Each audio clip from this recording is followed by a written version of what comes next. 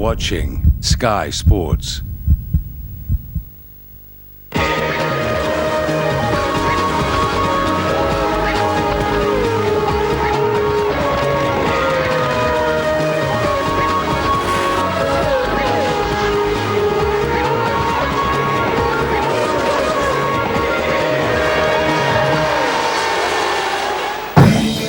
This weekend, A1GP breaks new ground, staging its first ever event at the Zhuhai International Circuit in China. Championship leaders Switzerland arrive on the back of a double victory in Malaysia, where Neil Yarni was quite superb. And it's go! And Switzerland get away well. Good start by Neil Yarni. Fantastic driving, both drivers doing a great job. Look, they've done it. The double here at Sepang International Circuit. Oliver Jarvis keeps his seat in the British car. He'll be hoping for better luck after a very exciting but ultimately frustrating experience in Sepang. Oh, that's a great move. Great Britain in the second place. Oh, again, he's doing precisely what he did to Canada. Oh, they touch! It's round 4 in the third season of the A1GP, and today it's qualifying live from the Zhuhai International Circuit in China. Hello everyone, A1GP celebrated its 50th race in style 3 weeks ago with a sensational feature race in Malaysia, and this weekend it moves into new territory as all 22 drivers will be taking on the unknown of the Zhuhai International Circuit. With me to see how they get on is our regular pundit and motorsports expert Tony Jardine. Tony, a new track for most of the drivers. There are one or two that have been around here some time ago, of course. What are the unique possibilities this weekend? Well, first of all, the first turn is very, very tight. They're going to have the funnel effect. I think drivers have been trying to acclimatise. It's very bumpy, it's green on the first few days, a lot of dust down there, heat, dry grass apparently as well. So I think it's going to be pretty spectacular because they're all going to be trying extremely hard. But for Zhuhai itself, it's a great opportunity to get outside of the world just of FIA GT, which has been running regularly since '93. They were a bit unlucky really, weren't they, when the Grand Prix moved up to Shanghai up the road and Zhuhai got left in the cold. But now A1GP has come here, and it's a big weekend, particularly for the Chinese, because Frankie Cheng surely must fancy his chances here, the local man. Yeah, he's done very, very well. He's one of my particular favourites. He's run for Manor Motorsport. He was on the McLaren driver, young driver scheme, etc. And I was actually talking to Mark Hines, remember the ex-British F3 champion and driver coach. He's particularly just coaching Frankie, and he said, watch for him this weekend. He's going to be hot. He's going to be good. And I think because it's China and it's his home race, he wants to do so well. As long as he can keep his cool and deliver, I think he'll have a good result. What about the situation regarding this weekend, particularly with the spinners early on? We had quite a lot of crashes off in the first practice. Everybody looking for some advantage, trying to find out the do's and don'ts of Zhuhai. A lot of people off. Yeah, there were a lot of people off. Duval went off, Duval. I mean, he's never made a mistake at all in A1GP. We saw Michael Ammermuller, he was spinning. We saw Thomas Enger going off the track regularly, and it just shows how dirty it is, how bumpy it is. The braking distance are very, very, very, very long. You need great judgment. That's what Adam Carroll said, and you've got to get on the throttle early. So there's lots of problems for them, and that's why I think it's going to be dramatic. A lot to play for then here in China. Let's take a look at the points table going into today. And Switzerland on 61 points from France on 53, New Zealand 46, the Netherlands on 39, 37 for South Africa, Great Britain on 36, 31 for Ireland, Brazil on 22, Mexico 17, and China looking to get big points here if they can. They're on 16. Well, it's time we crossed to Zhuhai City and caught up with our reporter Lee McKenzie, who's the latest ahead of qualifying. Thanks very much, Keith. Hello and welcome to Zhuhai, a new addition to the A1GP calendar, and I can safely say it's been very well received by both teams and drivers alike.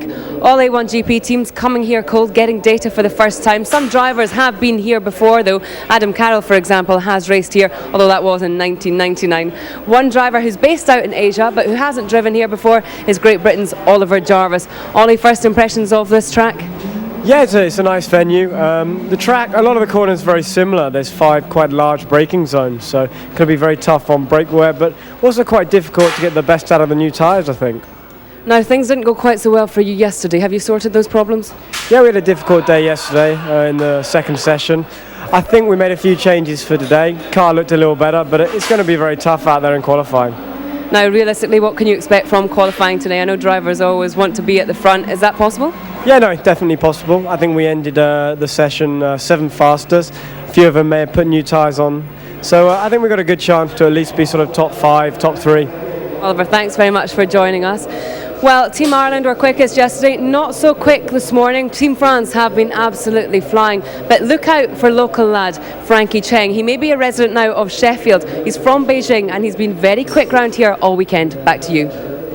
Thanks, Lee. Well, so this will be a brand new experience for the A1GP drivers, and who better to show them the best way around this Zhuhai International Circuit than John Watson. But first, here's Lee again.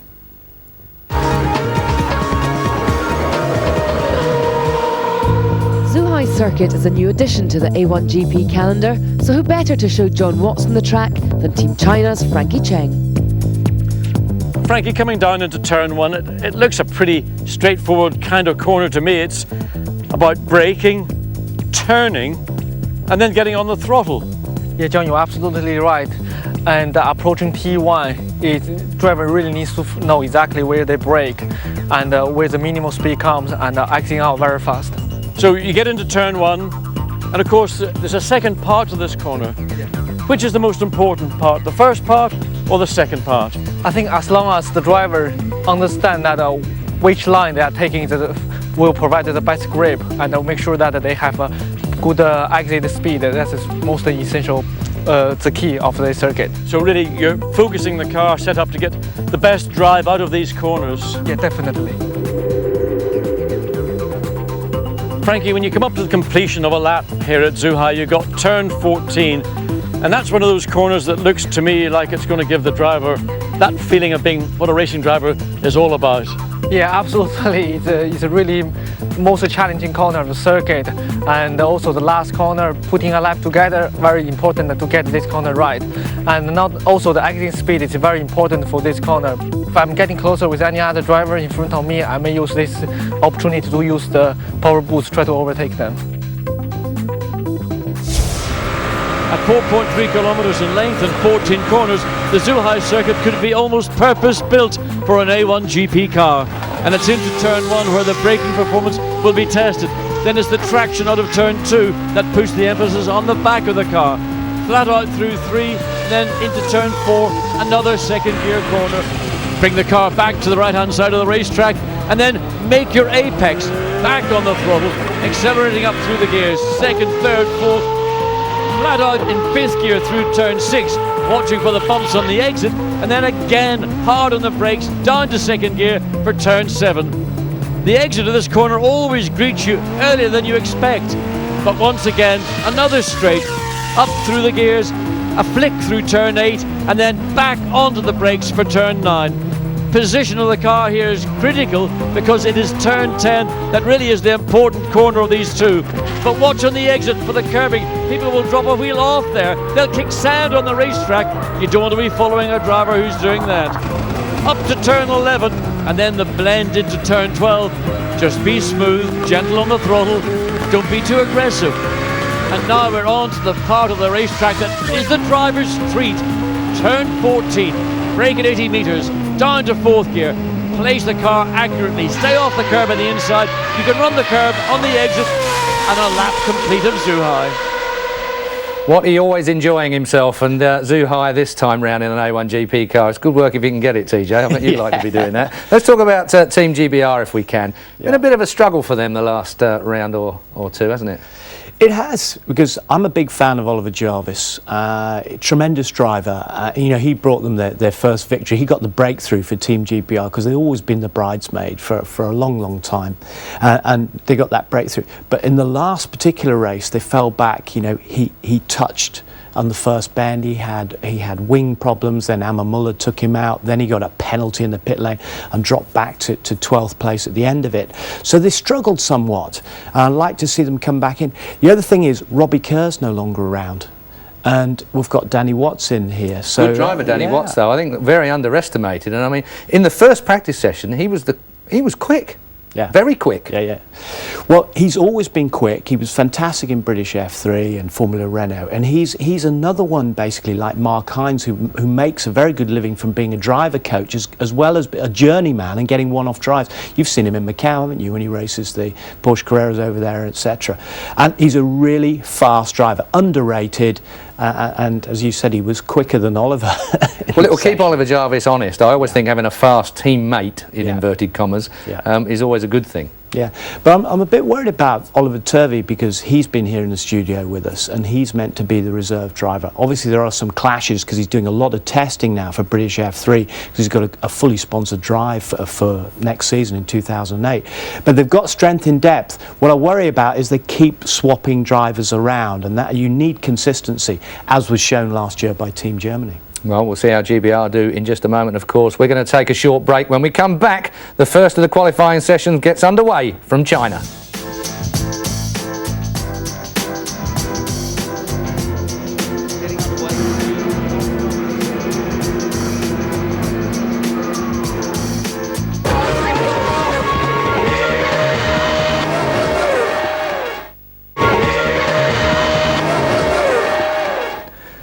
Welcome back to Zhuhai. We're just about ready for the first of the 4 qualifying sessions. Remember that under the season's rule changes, the fastest lap time for this qualifying session and session 2 will be decided the grid for the sprint race. Let's join our commentators John Watson and Ben Edwards at trackside. So we're just moments away now from the first of 4 qualifying segments here at Zhuhai International Circuit. Remember, the first 2 qualifying segments, each 15-minute segment, will count towards the grid for the sprint race. The second 2 will count towards the feature race, but every team, every driver only gets the 1 flying lap in each of those 4 sessions. Looking down the pit lane, Chris Aladjajian is driving for Lebanon here today, so he's back out for them. Khalil Bashir did drive the car briefly on Friday. Now the pit lane is open, the green flag has been displayed, but no one's decided to go out straight away. No, there's a reluctance for anybody, particularly those that are potential front row sitters, to go out on the racetrack, and a part of the reason for that is we've got some support events here in Zhuhai. We've got Formula 3, we've got GTs, and there's been displays going on track of motorcycles and sliders, those drifters that we see from time to time. And the consequence of all that is that the rubber, the Cooper rubber that gets laid down by the A1GP cars is getting overlaid with the rubber from Formula 3 and GTs. Consequence is the first maybe 5 minutes of any session, the track conditions will be different to those that were left by the A1GP car. So no one really wants to go out to tell everybody, yes, the track isn't quite as quick as it was, for example, when all these cars came in after their 1 hour run out this morning. Let's quickly go through the driver lineup today. It's Ian Dyke driving for Australia, Sergio Jimenez for Brazil, Robert Wickens, the youngster who came in impressively for Canada, is back here, Frankie Cheng for China, we've got Thomas Henger for the Czech Republic, Loïc Duval for France, Michael Ammermuller for Germany, then it's Oliver Jarvis for Great Britain, Danny Watts was in the rookie session earlier this week, then we've got Narain Karthikeyan for India, Satrio Hermanto is driving for Indonesia, Adam Carroll for Ireland, Eduardo Piscopo for Italy, so new driver there for Team Italy. Lebanon, as we saw, had Chris Aladjajian, Malaysia, Alex Young for Mexico, another new driver, David Garza, as we got our first car on track. I think it's Team USA, isn't it? Jonathan Summerton heading out onto the track. Yes, it is. We've got Jeroen Bleekemolen of the Netherlands, Johnny Reid for New Zealand, Adam Khan for Pakistan, João Urbana for Portugal, Adrian Zhao for South Africa, Neil Yarni for Switzerland, and here we are, Jonathan Summerton for USA. Yes, one of 2 cars that ran new tyres. Look, there you see, just coming into turn 4, huge amount of dust, sand on the racetrack that's been kicked up by all the other vehicles that have been on track prior to this first of 4 qualifying segments. So if it's bad on one part of the track, you've got to believe it might be bad in other parts. Jonathan Summerton on a set of tyres which he ran in the session this morning. So we're looking at the Team USA team members on the pit wall, and they'll not be the only people watching this lap. It'll be very interesting indeed to see where, in relation to the time he set this morning, which was in fact the second quickest time, 1:24.342, not the quickest lap by far, we saw quicker on Friday afternoon, but where in reality is this racetrack? That's the big question everyone on the pit lane is looking for the answers for. That's right. Now remember, he's on his out lap at the moment. The clock doesn't start ticking until he comes around across the line. Australia onto the track now as well. This is Ian Dyke, who's been competing for Australia throughout this third season of A1GP so far. And they scored their first points, as did USA actually, in that last race in Malaysia. They both want to score some more points this weekend. Onto the first flying lap goes Team USA, and heading for the first of the heavy braking areas into turn 1. You've got to brake. If you're soft pads, you can brake late because you've got the feel. If you've got the harder pads in, you've got to brake that little bit earlier because the feel isn't quite there. Other things that were troubling drivers was stability under braking from high speed down to these low speed corners. Turn 4, this is a tighter left-hander. They use a bit of curve on the outside. That's pretty standard, the line that we saw there from Jonathan Somerton. Another blast in a straight line, up through the gears, another flat-out kink. Yeah, I mean, it is absolutely flat. I mean, it's easy flat. You don't even think about it. But then exiting the corner, you've got to start thinking about turn 7 because you've got to get the speed off and make sure the curb on the outside, you don't exit the corner too early and run over that rumble strip. That will cost you fractions of seconds. So now he's 2/3 of the way around the lap and getting a bit of an idea for how much grip is there. Watch him on the exit of this next corner. This is turn 10 where we see them run wide quite often. That was quite a neat and tidy line. Yeah, I think that's pretty good indeed. But believe me, as we get further into the session and the track gets busier, that corner will be responsible for a lot more dust getting on track. A little bit of a bubble there going through turn 11, then you blend immediately into turn 12, just kicks a little bit more dust on the exit. Now the flat out run down to this final corner, turn 14, fourth gear for me. Some think in qualifying you might be able to sneak fifth. That's pretty quick. Yeah, that was fast. The 19-year-old Jonathan Somerton about to cross the line, sets the initial pace, a 1:26.073. Remember, those tyres did do some running this morning. We would expect guys who've got brand new tyres to perhaps be able to go a little faster than that.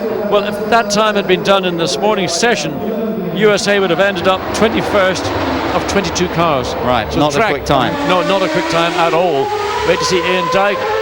Now we assume that Australia have gone on a brand new set of tyres.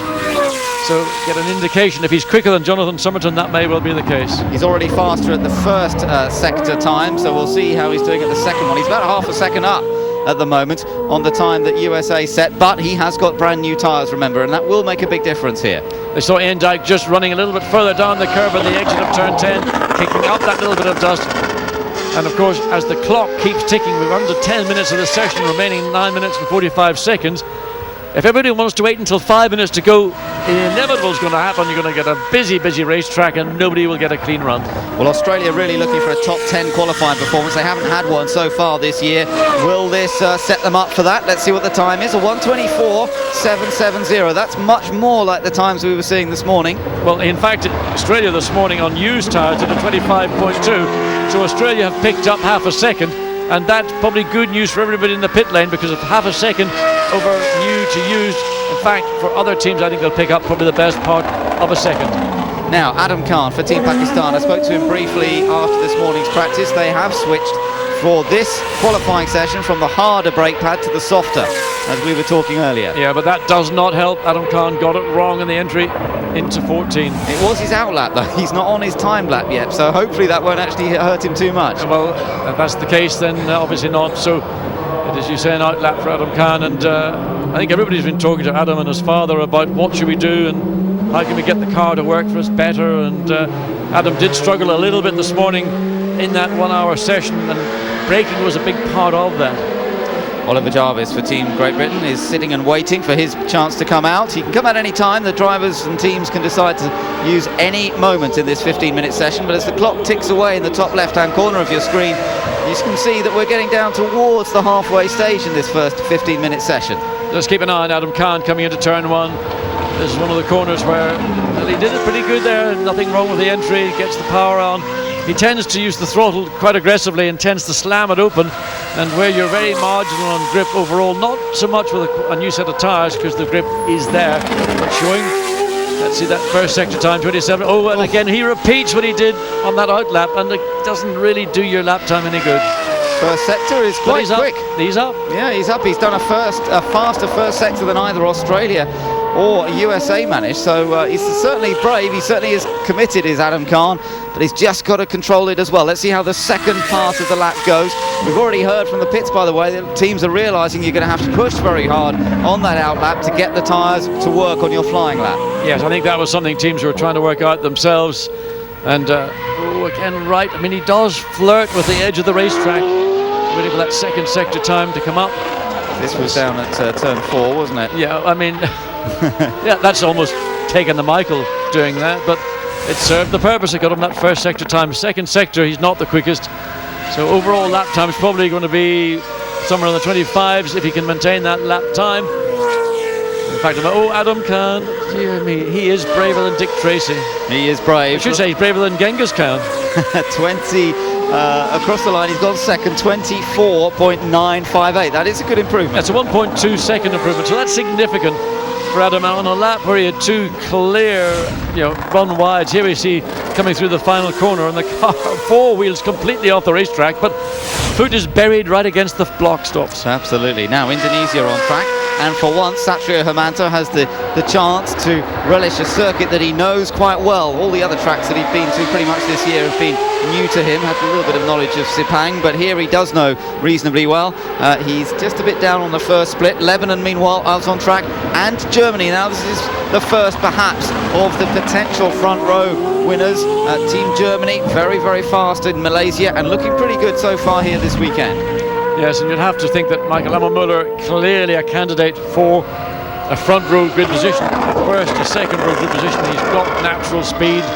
He's not in a race here, so he's not looking to try and do some of the brave or some might say daft manoeuvres that he attempted in Malaysia. He'll want a clear track. He got past that car coming out of the pit lane pretty quickly to ensure that he did have a clear track, as we see Indonesia come through. A much different exit for Indonesia out of the final turn, goes third quickest. So it's Australia fastest, Pakistan second, Indonesia third, and USA paying the price for using a new set of tyres this morning. They are going to surely end up pretty much slowest in this session, but it doesn't matter, there's another session. Absolutely, they've got fresh tyres for this second segment of sprint qualifying, so they'll sit back as we look into the Team China pits. Now, Mexico coming out, Ireland behind. Starting to get busy now. It's going to be busy, and this is always the problem. We've got 5 minutes of this session remaining, and we've only had 4 cars out of 22 complete a timed lap. Brazil coming out behind Sergio Jimenez, who really was spectacular in Malaysia, and equally spectacular here this morning. Just seen Germany go past and managed to get past Lebanon on that lap. There you are. So that's important from Michael Ammermuller's point of view. He managed to nip past Chris Alajajian, so he's got clear track for the moment. It's a question of whether he catches any of those cars that have just come out the pits. Yeah, from an engineering perspective, Lebanon are assisted by the engineering that helps Germany and others in the pit lane. So one might have thought there was a little bit of cooperation from Chris Alajajian to let the potentially quicker Michael Ammermuller through. But, I mean, Lebanon's hanging in. They're not really all that far behind. Good first sector, and 27.390. That's the fastest sector time so far in purple. So, Ammermuller on target here to take the fastest time, but that's no great surprise because Australia quickest at the moment haven't shown in the top 10 so far. So we'll see, but we're waiting for some of the other quick runners to come out. New Zealand, by the way, are now on a hot lap as well, so that will be crucial to see how Johnny Reid gets on for New Zealand in his first attempt. We've got other quick cars, India out there with Narain Karthikeyan as well, so we are beginning to see some of the heavy hitters on circuit. So out of turn 12 and then the run down, it's about 500 metres from turn 12 all the way down to turn 14. There is a curve there which is turn 13. We don't really discuss that because it doesn't come into play, but this zone or this corner certainly does. Oh, that was nice. Very controlled by Ammermuller. This is going to be a quick lap. He goes fastest. What's the lap time? 23.790. That's a good one. That is good. It's still not the quickest we've seen of the weekend, though, is it? No, it's not. We saw 20. I'll give it to you. 23. I've lost it now. 23.1 I think was the quickest time. 23.2 from Adam Carroll from practice Friday afternoon. So they've still got a little more to find perhaps, but it all depends on track conditions, and if the track isn't quite quick enough. Very good first sector by Ireland, who we're talking about. So Adam Carroll's on target here. First sector 27.1. That's almost 3/10 quicker than Germany to that point. Yes, and also it's 4/10 quicker than New Zealand, who are currently India going second just behind Germany in 24.5. Just waiting to see where New Zealand's coming through. I think they're about to come through now, so New Zealand waiting for the time to come up. Yep, I think they've gone second. There's a gap on our timing screen, but I think New Zealand's gone second. Italy's popped up to third, so Yeah. Italy's done well. But it's Ireland here, John, that really could snatch the time. Still up on the splits, but not quite as much as they were at the first sector point. It's that middle sector. People, Adam Carroll had quickest first sector. Now comes through this final turn. Watch the car on the exit. Looks very good, very stable. Yeah, this could be it. Team Ireland looking for provisional pole. He's done it. He's fastest. Ireland go to the top of the timesheet. We've still got another qualifying session to do, and he took it by 0.1 of a second. It is going to be very close. Brazil there, just going over the line. Third quickest for Brazil. It's Ireland, Germany, and Brazil. Top three at the moment. Still got some quick guys to go. And at the moment, Canada has just gone through the first sector. Netherlands out, China out on track, but not yet on a hot lap. Now we've got basically the rest of the field are all going out on track. There we see China, Frankie Cheng. So behind, locking up Rob Wickens for Canada. Pretty good lap this. It's not quite as quick as Ireland's, but he's up there in a battle for the top four, I should say. Well, he's about a tenth of a second on that first segment on Ireland, and this could see them just sneak between Ireland and Germany, certainly between Germany and Brazil. So potential third quickest time for Canada. Let's see what it is. And he goes third, so that is a very quick time from Robert Wickens, and this new young superstar for Team Canada, again showing his potential. Team China on track. Host nation, Frankie Cheng, going well this morning. His aim, he told us, was to be in the top 6 in qualifying. And he's got a nice, clear track, and the track is cleaning up pretty well. That little bit of dust on the entry to turn 4, not a factor anymore. Frankie Cheng being a lot more economical on the exit of turn 4 than we've seen others. So climbs up through turn 6, back on the brakes, down into turn 7. Good first sector. He's only a 10th down on the best to that point, so he's on target. It depends a lot on this second sector now as to whether he can be in the challenge for a top 3 position. Remember, it's Ireland fastest, Germany second, Canada third, Brazil fourth, New Zealand fifth. Little lock up on the left front. Didn't really lose time, I think, through it though. He stayed on line. Just feathering the throttle a little bit going through turn 10. That's always a corner. You've got to decide either to put a high gear and let it pull or just balance the car on the throttle in third gear. He's still on target for a top 3 here. Not, I don't think, enough to beat Ireland's time, but he's still on target for top 3. Interesting, even the Czech Republic was quicker through that second sector than China was. It's going to be tight. Let's see what happens. Checkered flag about to come out, but still a few cars to come through. Neat and tidy through the final corner.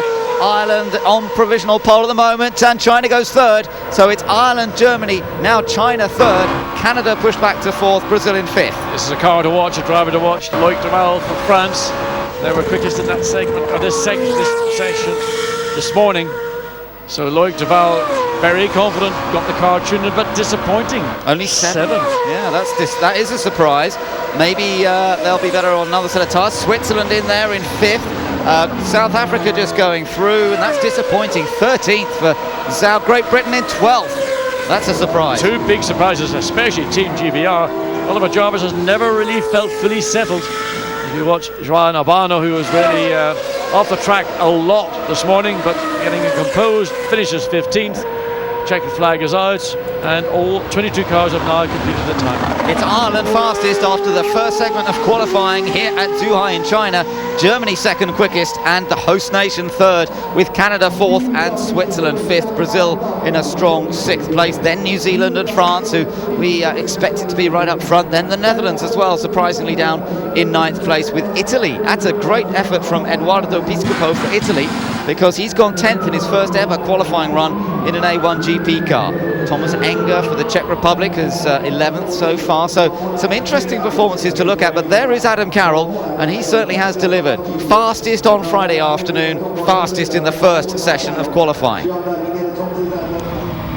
Well, that's a little bit of confirmation from what we did see in official practice session 2. That was on Friday afternoon. Adam Carroll and Team Ireland got that advantage. They had it by almost half a second over Canada, a car and a nation that share information and engineering with Ireland. So Adam Carroll, who really didn't feature very much here this morning, was all the way down in 16th place, but the team said, look, we were just a bit worn tired, we weren't going to learn very much, we did certain things, a little bit of housekeeping, you might describe it, to ensure that when we go into both qualifying but primarily into the sprint and feature races. We've got all our work carried out. So Ireland on top with Adam Carroll at the moment. Michael Ammermuller is second for Germany, then it's China in third. They're followed by Canada and Switzerland. Neil Yarni, Switzerland leading the points. They're currently fifth in the qualifying for the sprint race. Ahead of New Zealand and Brazil, France and the Netherlands, and then Italy with the new man, Eduardo Piscopo, and then Thomas Enger for the Czech Republic. Oliver Jarvis, 12th for Great Britain. They need to find some time there, with India down in 13th. Narain Karthikeyan won't be pleased with that, nor will Adrian Zaub with 14th. They're ahead of Portugal and Australia. Pakistan 17th. That's a good improvement from Madam Khan. He's ahead of Malaysia, Mexico, Lebanon, Indonesia and the United States.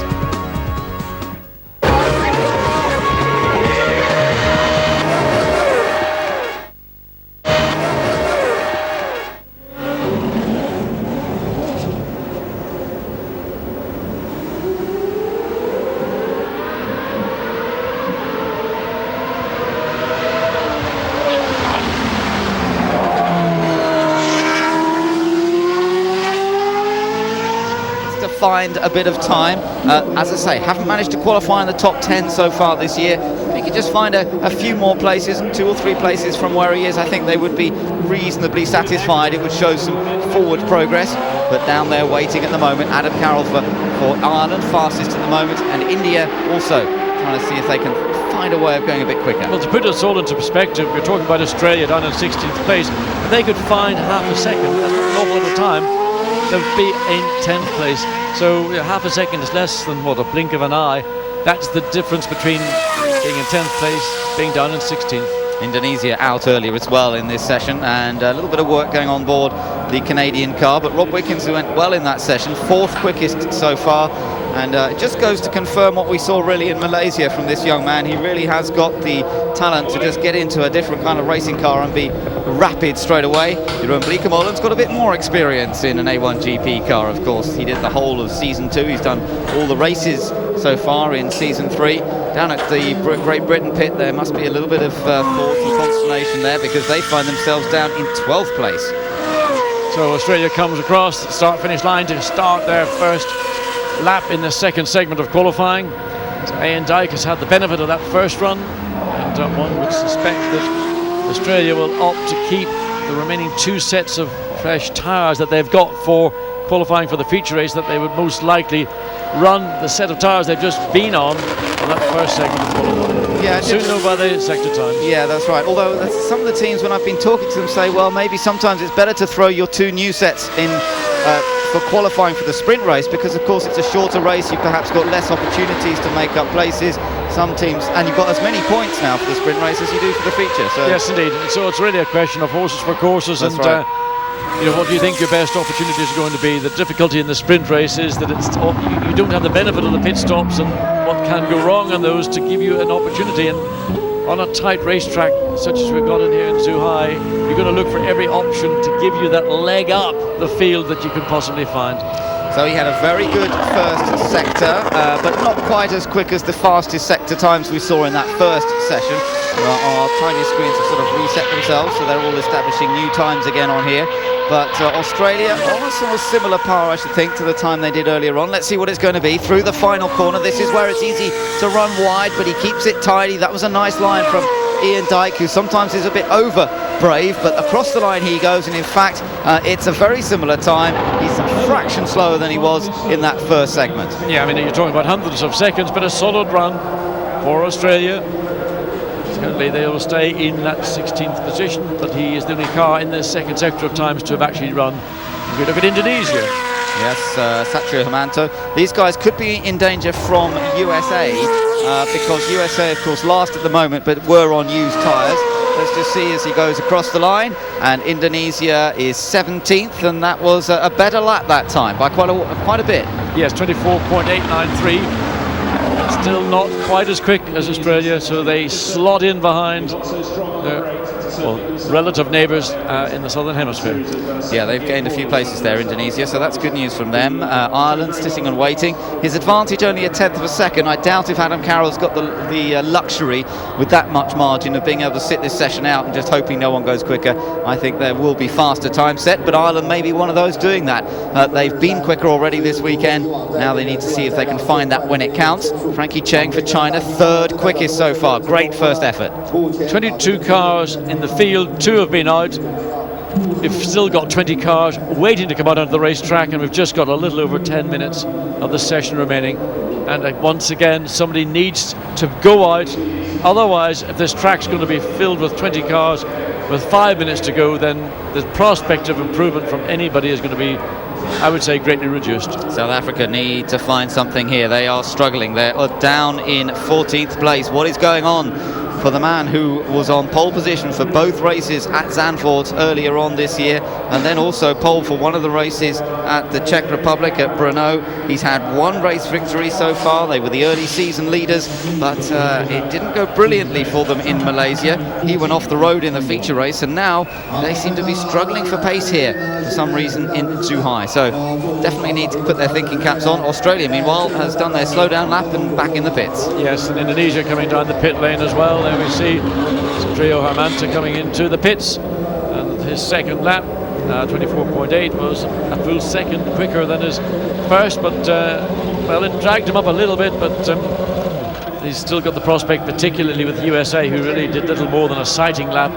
on a set of tyres that had done a lot of running this morning. And you'd have to imagine that Jonathan Somerton could push himself all the way up, certainly into the top 10 and possibly even higher. Yeah, the other one to watch out for a fairly big improvement could possibly be Malaysia, because they ran their tyres for sort of 3/4 of a lap this morning, so they weren't on brand new tyres in that first session, unlike everyone else apart from America here. So that's interesting. Malaysia could pop up from 19th, and here USA could easily pop up from 22nd position. So a little bit of calm before the storm, if you like, because the clock is ticking away. We've only got just under 9 minutes to go, but they're all waiting for the moment to come out. Looks as though Germany could well be out again early. They were relatively early in that first session too. Yes, they were. As we now see India, Narain Karthikeyan. Thank goodness somebody has opted to come out onto the racetrack, and now others are following Germany, just you see down the pit lane. So 2 more nations coming out onto the track. Everyone else holding back, and well, we get I think Pakistan coming out. So there's going to be certainly maybe 4 or 5 cars coming out very shortly as Germany heads out onto the circuit. Michael Ammermuller, currently second quickest on a 1:23.790. Some just over 2.5 tenths of a second slower than Ireland, who 1:23.675 set the benchmark for the sprint race qualifying. So definitely getting busier now.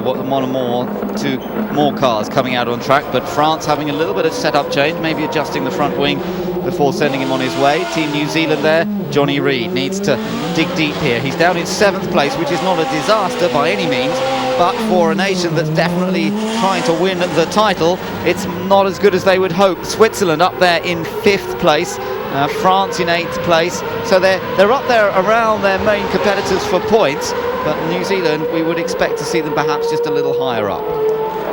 Just looking through the field, had a look into Oliver Jarvis and Team GBR there, and Neil Yarni, and those are the eyes that really shone brightly 3 weeks ago in Malaysia, and Neil Yarni more than capable. This type of circuit, maybe not necessarily the type of circuit that he will shine on. He loved the long flowing curves of Malaysia here. You've got very short corners, brake, and acceleration. Narain Karthikeyan under braking the front of the car, not quite as stable, but Narain, we know he is one of the last of the late breakers. Let's ride on board with Narain Karthikeyan then up to 6th gear. Now we can really see these areas here, for example, heavy braking down to 2nd, as you can see from the indicator. Accelerates hard, now he's back up through the gears on that paddle shift behind the steering wheel. Back into 6th gear as he comes through the quick right hander. Now hard braking again, all the way back down the box. Tries to get the front of the car in, not really successfully getting the nose right down against the curbing, but good exit out of the corner nonetheless. Yes, it's good out of the corner, but again, it's so easy to overdrive these corners, and Narain maybe just doing that a little bit. Meanwhile, Germany's on a fantastic lap at the moment, maybe putting the Ireland pole position under threat, although we'll have to see. It's close, very close, thousandths of a second as we thought. Back with Team India here as Narain Karthikeyan continues his lap, and he could be on target to try and improve a little bit from where he is at the moment, down in 13th. Yes, so a long way to go for India. But Germany did have that very quick first sector. They've also got a quicker second sector than India coming out of the final turn. So let's see where this puts India. Narain Karthikeyan, as he jumps up to 4th place. Great lap, 1:23.972. Well, that is more like the kind of performance we expect from India, but watch Michael Ammermuller for Germany. Again, an excellent exit out of the final turn. He goes fastest. Oh no, he goes 2nd quickest. He's fastest in this session, 2nd quickest on our... That's interesting, actually. I'm just looking at our timing screen. He's got a faster time than Ireland. For some reason, the computer shows him as joint first. Look at the numbers on the left there, John. Now suddenly it's corrected. He has gone fastest, right. So Germany is quickest and Ireland has been pushed back to 2nd. We're in for a real storming battle now in the closing 5 minutes of the session. So Germany did get that extra speed, 1:23.203, and that's given them a half a second, well, not quite half a second of an advantage over Ireland. And now Brazil coming down. Sergio Jimenez coming down to the corner this morning where he got it all wrong, but gathered it up well. Lovely exit out of turn 14. Yeah, where does this put him? Brazil, 7th quickest with a 1:24.2, a fraction slower than his best on the first segment. Here now, New Zealand, no! 8th only for New Zealand. He has not managed to improve. In fact, that was a 1/10 of a second slower, and that is not what New Zealand needed. So they will start no better than 8th for the sprint race, and it could be lower than that if one of the two of those behind them improves.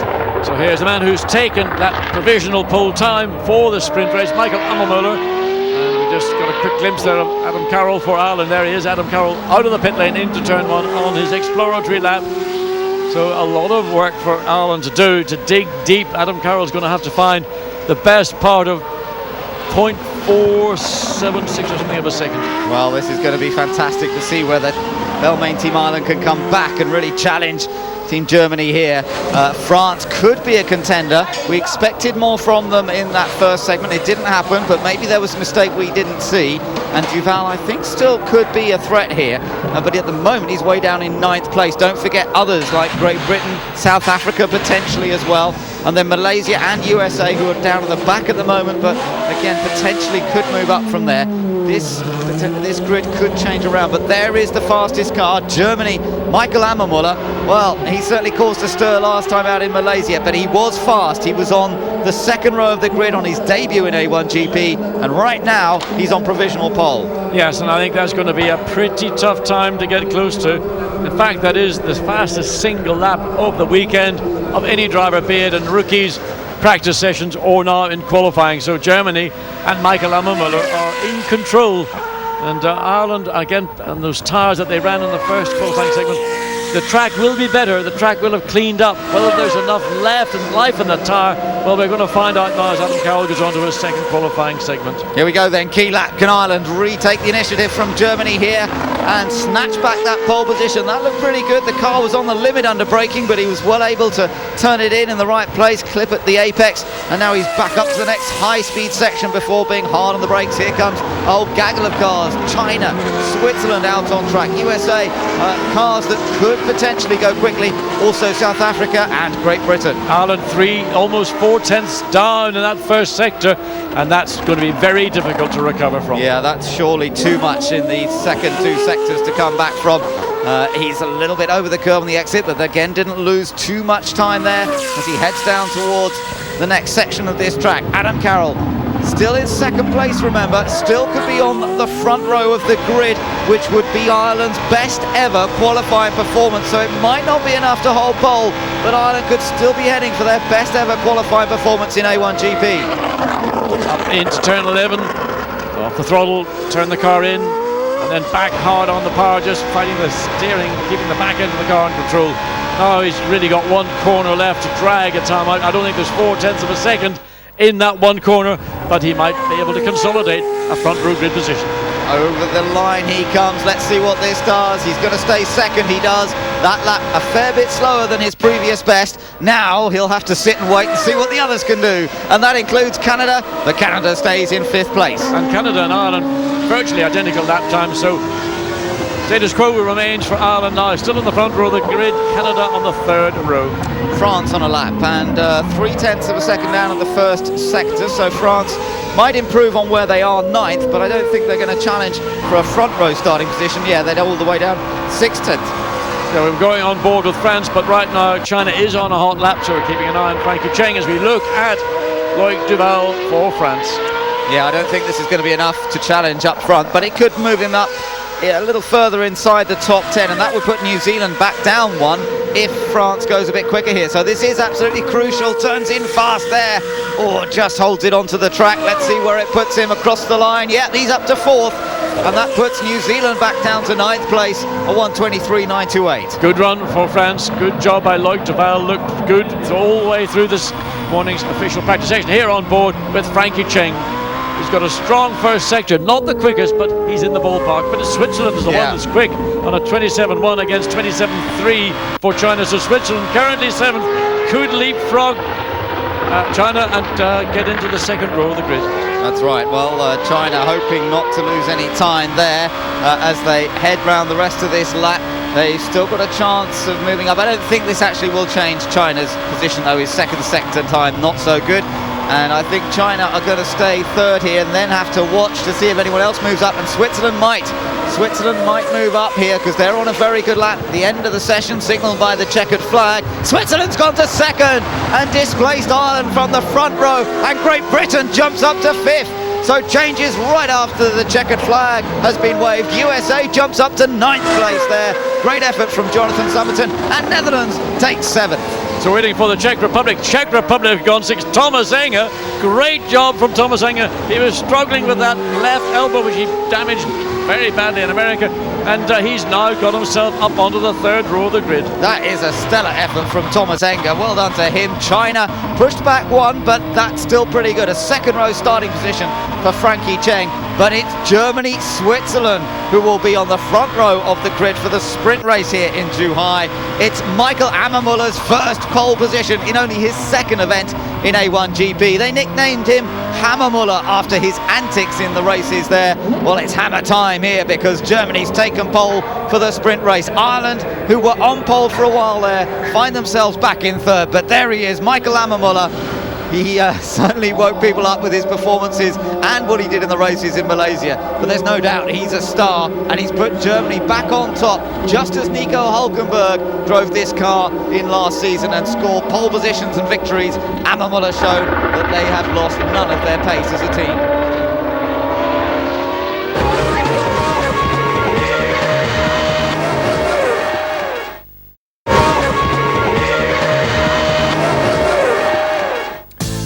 Welcome back to Zhuhai. Michael Ammermuller then puts the hammer down. 1:23.203, absolutely brilliant. Neil Yarni, equally brilliant. They are the front row of the sprint race. Adam Carroll is bumped back to row 2 with Kung Fu Cheng as well. Oliver Jarvis puts in a quick lap to get himself into 5th place on the grid. Thomas Enger, Loic Duval, Jerome Bleekemolen, Narain Kathakayan, Robert Wickens, Jonathan Summerton and Sergio Jimenez round out our top 12 as it is at the moment. So, session 3 of qualifying from Zhuhai is coming up. Remember that the fastest lap time of session 3 and 4 will determine the feature race grid. We've just seen the 2 sessions that determine the sprint race grid. And very quick word, an exciting session for you, Tony. A very exciting session. I'm quite surprised Michael Ammermuller, after all his mistakes in the last race, he's put it together here with his first ever pole. Brilliant. Let's get back then to John Watson and Ben Edwards in Zhuhai.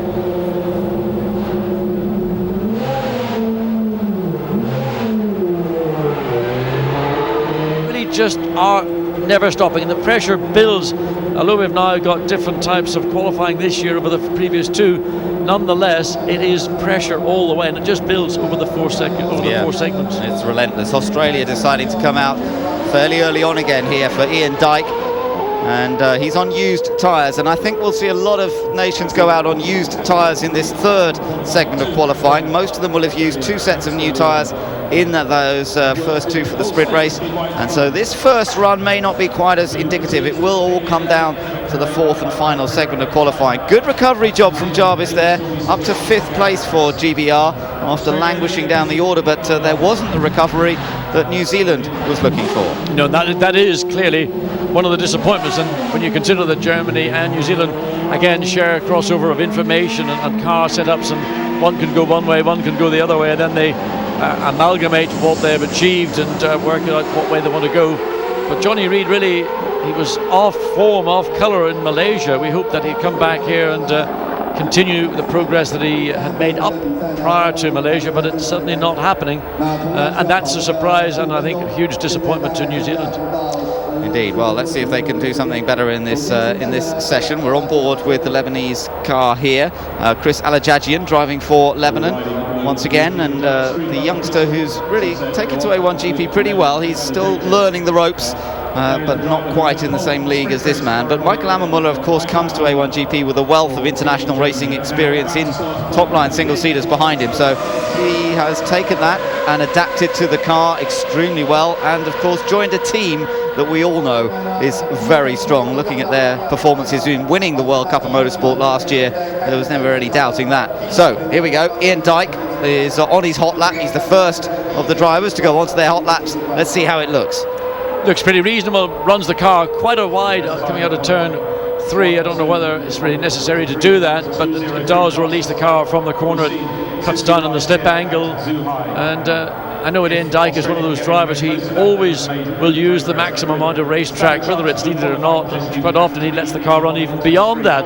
Great entertainment, but not necessarily the quickest way around a given racetrack. But he's putting in the effort that he needs to. 27.7 was that first sector time, and the best we've seen has been a 27.0, so 3/4 of a second in that first sector is a big bunch of time on this kind of racetrack. Yeah, I think he's been pretty consistent on that sector. Remember, though, he's on a set of tyres that have already been used for one flying lap in qualifying, so there's a little lock-up into turns 11 and 12. The tight right-handers leading back down towards the start-finish area, and then he's just got that fast right-hander to come that leads on to the start-finish straight. Here we are into that one, and I think this is going to be a similar sort of lap time to what we saw earlier. So he was a little bit greedy. He pinched the curb on the inside. 27.7 lap time. 24.802. Yeah, that's not bad actually on tyres that have already been run. 124.802. I think he can be relatively happy with that. It's coming out of turn 10. This is the area of the racetrack that we're going to have to keep an eye on, because during both the sprint and feature race, kicking up dirt and sand, that's going to get into your tyres. That will have an effect when you get up to turn 11 and 12. Apparently they're bleeding the brakes on the Ireland car at the moment. You can see them just fiddling around the reservoirs at the front there. And brakes, of course, as you said, John, very critical. Brakes are going to be a major factor here on Sunday afternoon, particularly in the feature race. And the reason that they're bleeding the brakes, I suspect, is that Adam Carroll might be saying, look, I've got a brake pedal that's been going away from me. Maybe there's a little bit of air. Maybe it just needs to have a little bit more of a fresh flush of brake fluid. The nose goes back on, the job's complete. Satrio Hermanto's done a good lap for Indonesia. He's gone quickest now for Indonesia, ahead of Australia and Lebanon. So well done to Satrio Hermanto. There he is, just making his way back in on a slowdown lap now, but he's gone fastest of the 3 cars to have set an initial pace. And a 124.667, he can be relatively happy with that. So first 3 cars might have set a time, but we're now waiting for the other 19 cars to decide to come out on track. And there's some smiles down there in the Indonesian pit. The boys are relatively happy, I think, with what Satrio Hermanto has done there. Chris Alajajian just a little bit slower, couldn't quite match the time of either Indonesia or Australia. But remember, this session is to a certain extent more information gathering than real time setting, because they're on tyres that are not their best. They do all have one set of tyres to use for the final segment of qualifying. And there's a guarantee that when you put a new set of tyres on, that you're going to pick up certainly the best part of half a second, maybe a bit more. In fact, some of the sages down in the pit lane were anticipating massive amounts of time gain on a new set of tyre, particularly once the track had cleaned up. But that hasn't been the case, and to some degree, with all the events that are taking place here, it's a matter of cleaning up the track almost as much as it is as getting the benefit of a new set of tyres. And we're looking at Sergio Jimenez for Brazil as we look now at the exit of the pit lane. Adam Khan, the second of those 2 cars for Pakistan. A little bit of work going on of Team France as well. That looks like more of a setup change that they're just completing. So still thought going into how they can make these cars a little faster. The times we're seeing, the fastest ever single-seater times around this Zhuhai circuit. There was a demonstration done here by Roberto Moreno in a Panos Champ car last season, a 123.612, but we're beneath that. So these are the quickest single-seater cars, the quickest cars, in fact, at all to have ever lapped this Zhuhai track. So fairly comfortable sitting in the pits, Neil Yarney in the Team Switzerland car. As We look at Team USA, Jonathan Somerton. So comes out of turn 14, nice clean exit, gets a good run across start-finish line, up to about 264 or 65 kilometres per hour, depending on which way the wind's blowing. And right now, it doesn't look like it's blowing any direction because there ain't any wind. It's quite still, isn't it? Yeah, very still, sort of fairly sultry, warm, pleasant day it is here in Zhuhai in southeastern China. Brand new venue for A1GP World Cup of Motorsport, and it's providing a testing venue in qualifying. It's a technical circuit. You've got to get every element of it right. You cannot afford to make even tiny mistakes, otherwise you'll disappear down the starting order. So up into back, the most distant point from the pit lane, back of the circuit, up at turn 7, and comes down. You go through turn 8 again. It really isn't a corner, it's just the merest of curves, and back on the brakes again, turning into brake 9. One of those corners you don't want to brake too late. You want to get the car settled, because it's about speed off turn 9 and the carrying of that speed through 10, and a clean exit for Jonathan Somerton, not running the curve as much as we've seen others do. No, that's right. He's going quite well, but at the moment out there at the same time, India and maybe New Zealand are both going a fraction faster than USA. There's Narain Karthikeyan for India. This is going to be an interesting lap. Let's see where it puts him. A little bit of a wiggle through the last corner. He's fastest of this group at the moment, 1:24.4. But watch Somerton. I think this will be a quicker lap again. And it's not second, just behind India. And about, what, 0.02 of a second difference between India and the USA. Italy pops up into 5th place, but that time's a 1:25.221, and that is not going to be at the races at all. Now let's see what New Zealand can do on this next run. New Zealand may well challenge India for that new fastest time. Meanwhile, Pakistan also on track. Pakistan, that a little bit further round. So we'll see where this puts him. Actually, no, New Zealand's just crossed the line in 3rd place, so below India and the United States into 3rd position. Team Pakistan. See whether certainly Adam looks a bit happier with the car here this afternoon than he was this morning. Seems to be struggling a bit. Oh, well, you say that, and he just goes and almost throws it off. Of course, running on tyres. Okay, they're not a brand new set of tyres. They've done. But he's gone fastest, John. He's gone fastest. 24.378 ahead of India, ahead of the highly rated Team USA, Jonathan Somerton.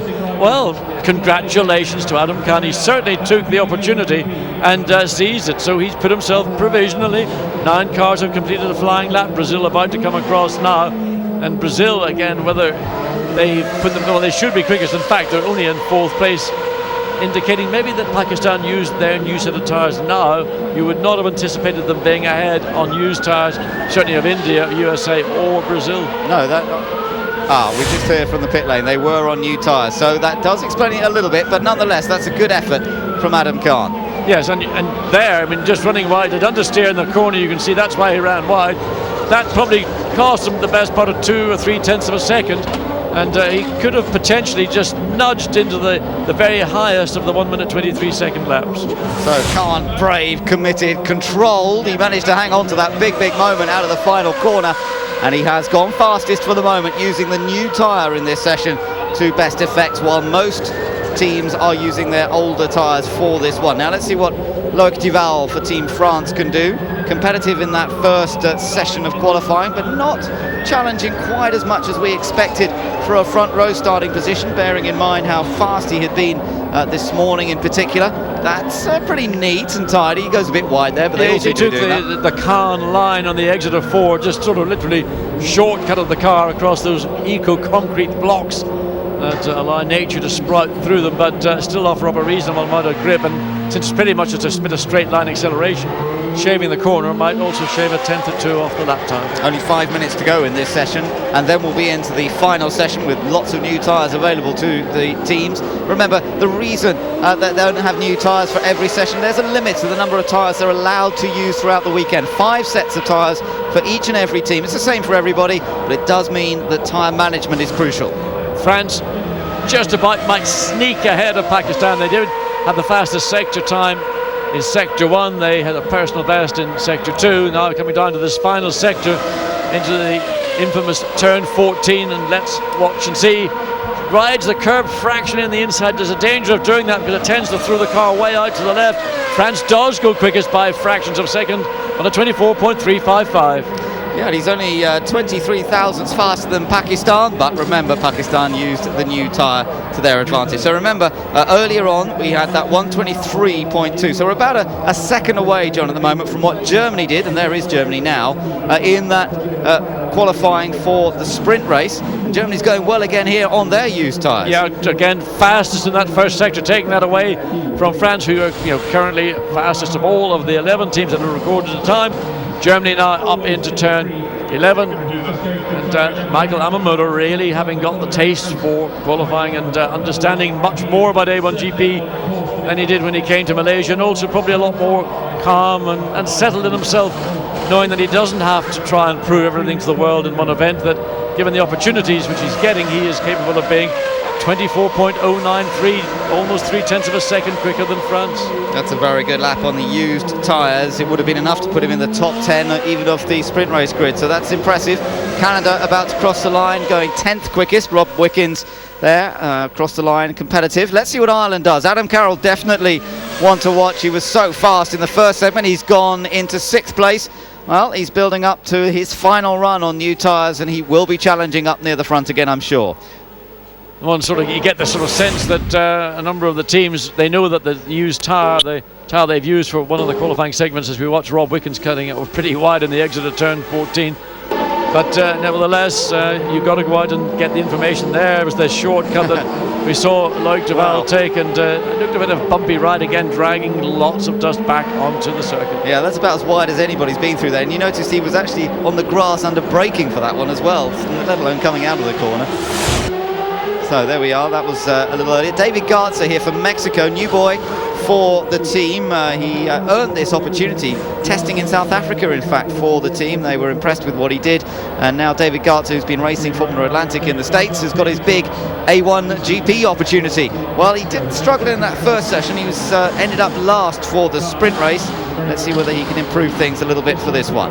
And another driver just nudging the curb on the inside of the final turn, comes across the line, does a 125.2, puts him in 14th place. Yep, so he's got one behind him at the moment. That's Lebanon, one behind, so he may be able to stay off the last place, but there's still another segment of qualifying to go, with just about a minute and a half to go in this session. And we're not expecting any major changes. Neil Yarney for Switzerland, well, he should be competitive. He's, of course, qualified on the front row for the sprint race, and he's always competitive. There's James Robinson, his race engineer. These two establishing a good working relationship.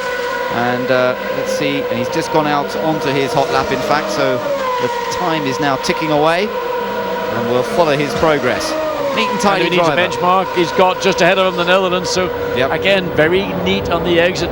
Neil Yarney just putting the car precisely as you'd expect. The Swiss doesn't overrun coming through turn 3. We've seen other drivers running much wider, a lot more economical in every respect as we look now at the Netherlands up into turn 7. Again, Jeroen Bleekemolen probably not as Swiss-minded, being a Dutchman, as Neil Yarney is, but nevertheless, two cars on hot laps. The Netherlands ahead on the track, but the Swiss ahead in terms of segment times by 0.35 whatever of a second. Yeah, and also Great Britain had a good first sector time as well, so they do seem to have got their car working a little better. Well, in fact, they were the quickest of those three cars by not hundreds but thousands of seconds. So Team GBR, as we look at Switzerland coming through turn 10, that's the reverse angle of the exit of the corner, up into turn 11.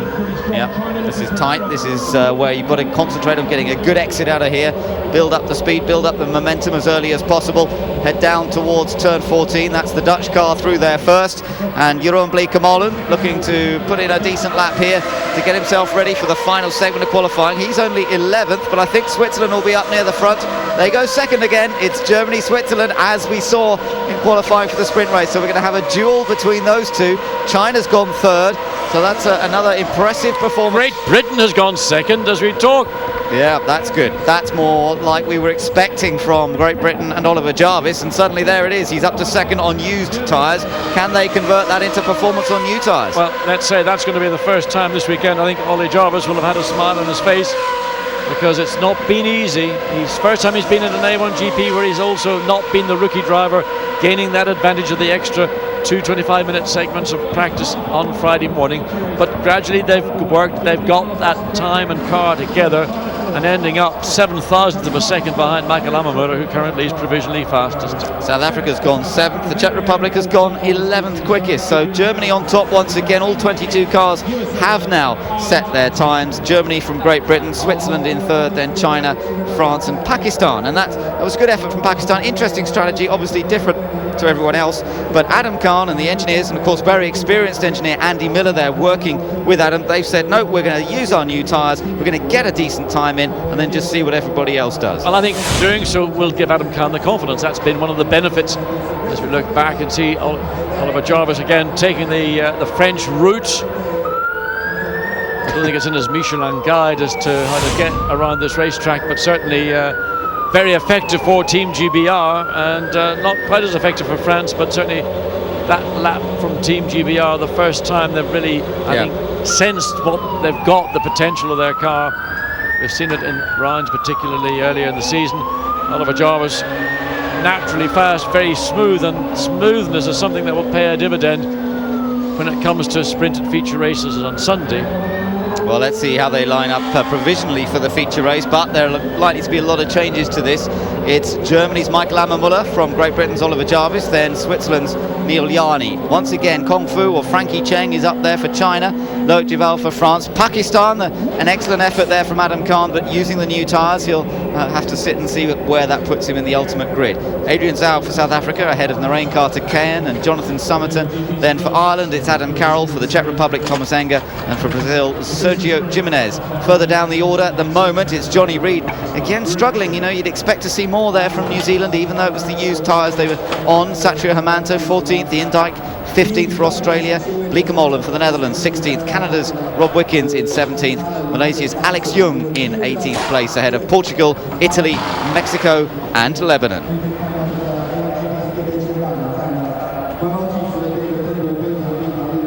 Green flag, and we get underway with the final segment of qualifying here at Zhuhai in China.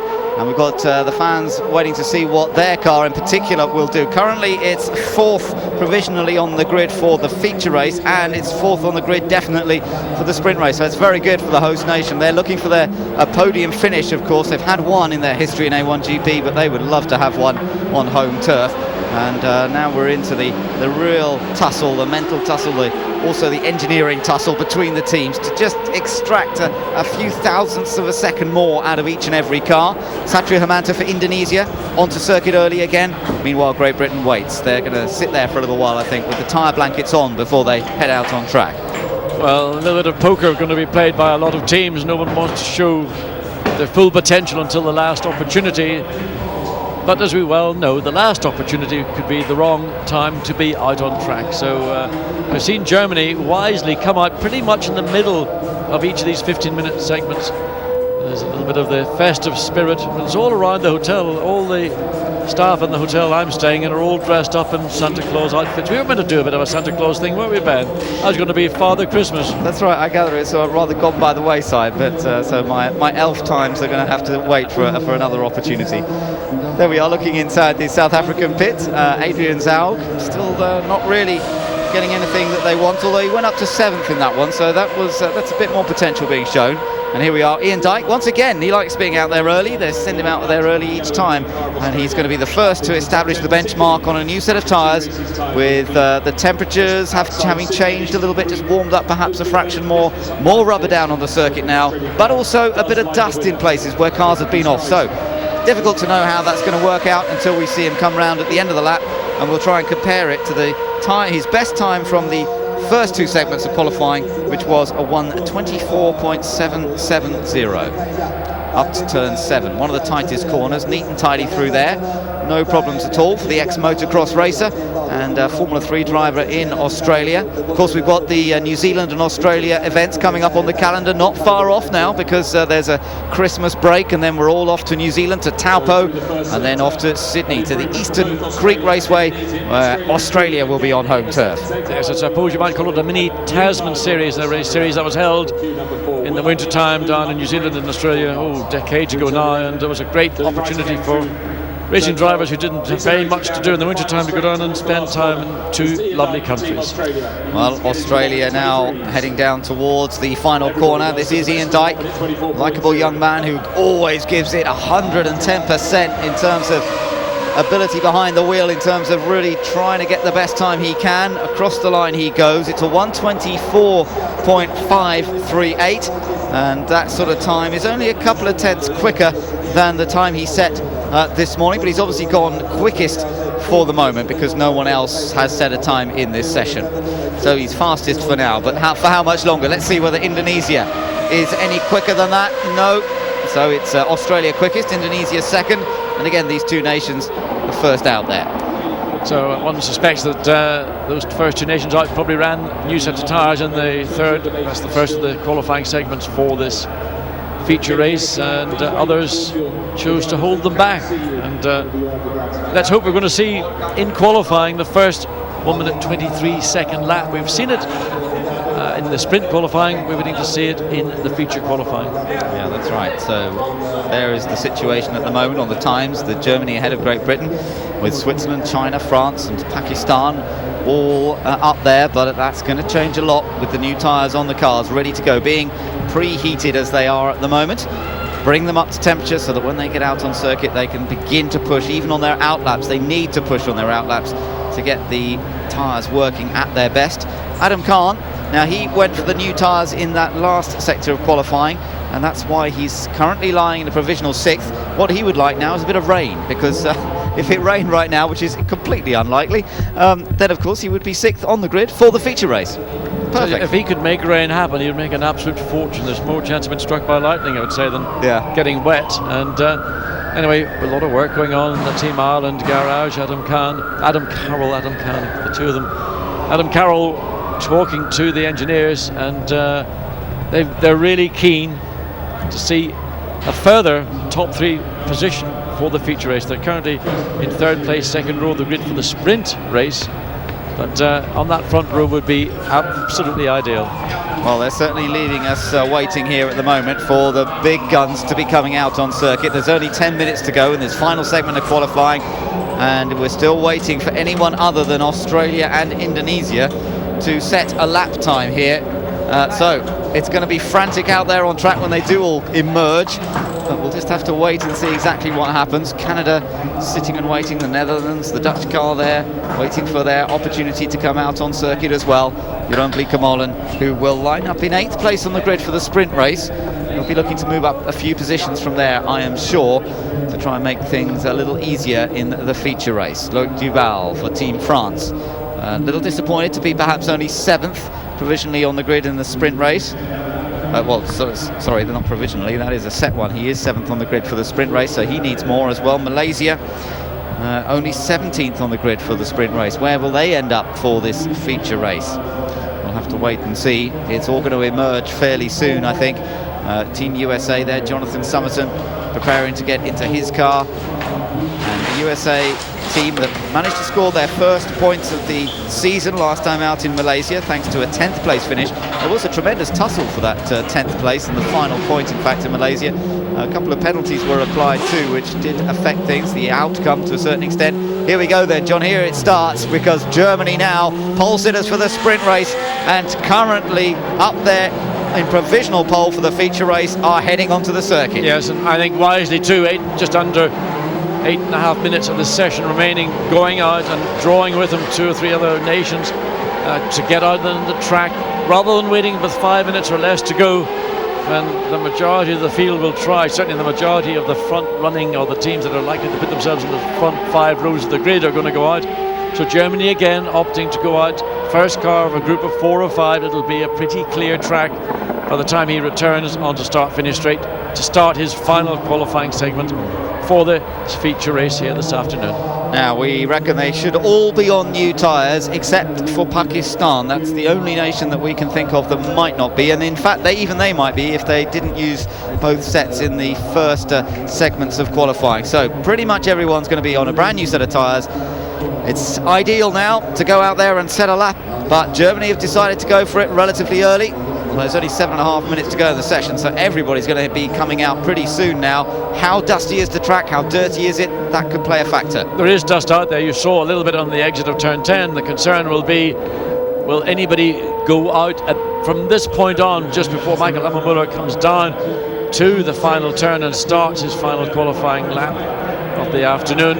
And we haven't heard any other cars go down pit lane. Certainly we haven't seen any others, so it looks like Michael Ammermuller is going to have what he would hope to have had, a clear track and a clear lap, just to focus on one thing and one thing only. That's consolidating his current provisional pole for the feature race.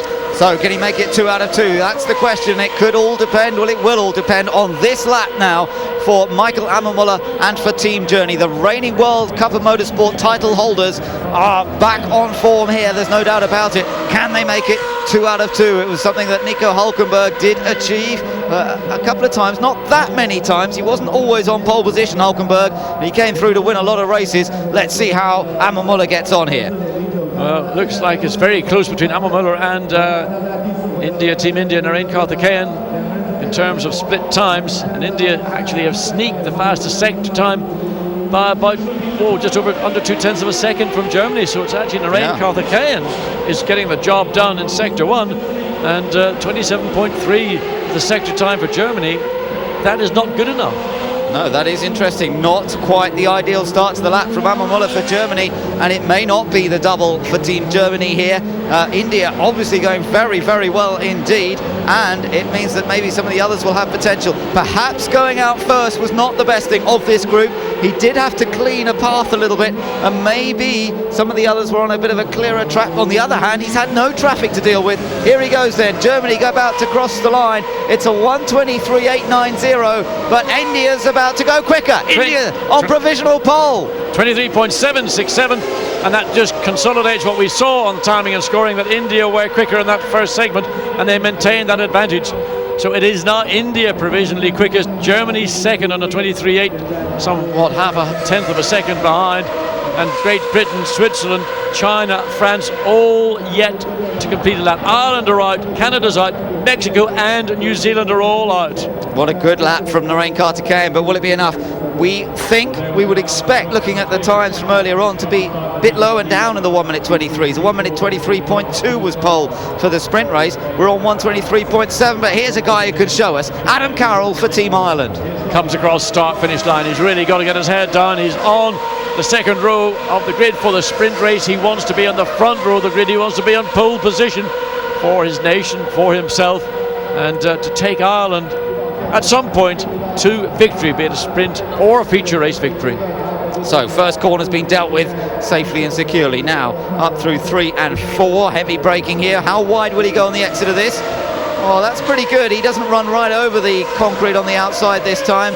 And split time okay, but not enough to challenge India. No, that's down just by over a tenth of a second, so into turn 7. But Canada's on a good one. Canada only a few thousandths slower than India to the first sector point. So these two teams, Ireland and Canada, that run in a tandem together in the pit lane and share information on track at the same time, but Canada actually a fraction quicker than Ireland. And in fact New Zealand are also quicker than Ireland. New Zealand much further down, of course, only in 14th position, but this is not the lap that Ireland had dreamt of. Well, at the moment, India's looking incredibly good. As these guys get to their second sector points, none of them at the moment look to be quite challenging that time that's been handed down by Narain Karthikeyan. Let's see what happens in the remaining runs. We've still got some quick cars to go, like Switzerland, Great Britain, France in particular. And there's a good run through the final corner. The car really twitching around for Adam Carroll, but Ireland goes only 5th. It's an improvement, but not sufficient. But Canada's gone ahead. Canada's leapt up into 4th place behind Great Britain, but ahead of Switzerland. But Great Britain, Switzerland still sitting back in the pit lane. So they've got, with 3 minutes exactly remaining, as we look now, Neil Yarney preparing to leave the garages. Team New Zealand comes across start-finish line. Up to 4th place, 24.114. Johnny Reid has dragged something out, but too many more competitive cars behind. he'll be lucky to remain in the second row of the grid. Well, this is very interesting. Ireland not gaining much on the new set of tyres. That is a surprise there for Adam Carroll. Canada gained a reasonable amount, but not down into the 123s. A bit of dust has been kicked up there. We didn't see which car that was, but Brazil comes across start-finish line. Goes 8th, now goes 9th because Lebanon has got ahead of Brazil. Wow, where did that come from? Chris Alajajian, Lebanon. Identical times, 124.328, but Lebanon must have got that time in just ahead of Brazil. Doesn't look like it here to me because, in fact, Brazil was going across the line just ahead of Lebanon. 8th fastest for Lebanon. That's a brilliant effort from Chris Alajajian. There are cars behind who are likely to improve, but if he could stay somewhere near the top 10, Lebanon could be on for their first ever points in A1GP here this weekend. That really would be exciting, but a long way to go yet. We've still got plenty of fast cars to come out. Well, Switzerland and Team GBR are both out on track. We're waiting for France. They've just now left the pit lane. USA's left the pit lane with Malaysia and Portugal, the two nations. Malaysia's gone out, and well, Portugal's going to go out now because if it doesn't, it'll never get across start-finish line before the checkered flag comes out. Now, Netherlands could spring a surprise, sort of driver, sort of team that we always know are competitive. They've had one pole position already this year. That was at Brno in the Czech Republic. Wasn't quite as quick as he'd hoped in the sprint race qualifying. Ended up 8th place, did Jeroen Bleekemolen. But now he's on a lap and seeing whether he can put it somewhere further up on the grid for the feature. China on a lap at the same time. Oh, but the first split is not great for the Netherlands. As you can see, 0.3 of a second down on the fastest to the first sector point. That's not enough to challenge for pole, and India again can breathe another slight sigh of relief, but no, they can't, because China looking very strong within a 10th of the sector time that India set, so China could be in with a shout here.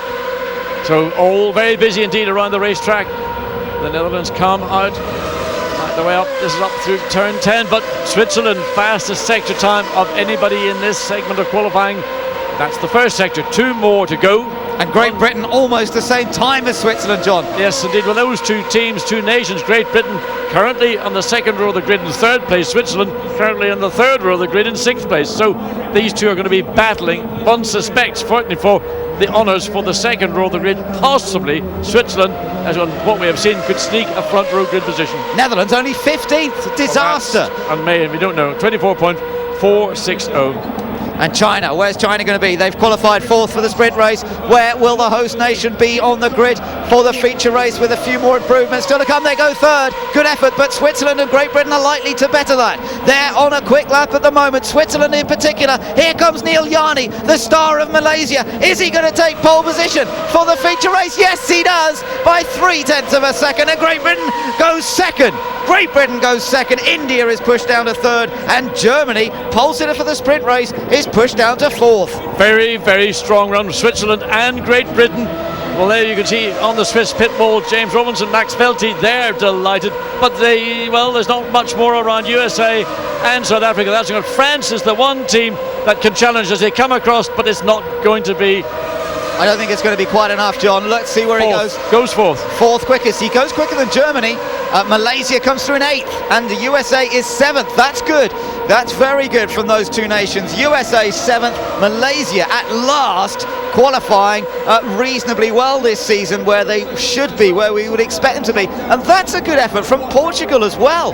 João Urbano, who we were saying earlier this morning seemed to be struggling a little bit in the A1, because suddenly he's 12th. And that was a very, very good lap there from João Urbano in 12th position. He's ahead of Ireland, but the other standout effort from this session is Lebanon. Lebanon have qualified in 14th position, and that really is a superb effort from Chris Alajajian, and I think that is a very, very impressive effort from him. So well done to Chris Alajajian. He's ahead of Brazil as well, and the Czech Republic in there in 16th place. But it's Switzerland that will start from pole position in the feature race after Neil Yarni again has performed. He did it in Malaysia with both pole positions. He didn't manage it in the first segment. He ended up 2nd. Well, only 1 off the top, and he's gone pole position for the feature race. Great Britain, though, have really brought themselves up throughout the weekend. and that's a real education, if you like. It shows how, by working with your engineers, by working with the team, how you can move up the order. They seem to be struggling Friday. They got better in that first session of qualifying. They were 5th on the grid for the sprint race, but Great Britain will start on the front row for the feature ahead of India and France. And Narain Karthikeyan, that really is an outstanding effort. It's the first second row starting position for Team India in A1GP. It's their best ever qualifying performance for Narain Karthikeyan for Team India, and for a little while there it looked as though they might actually be starting from pole position. So many congratulations. So many little stories involved in this qualifying session.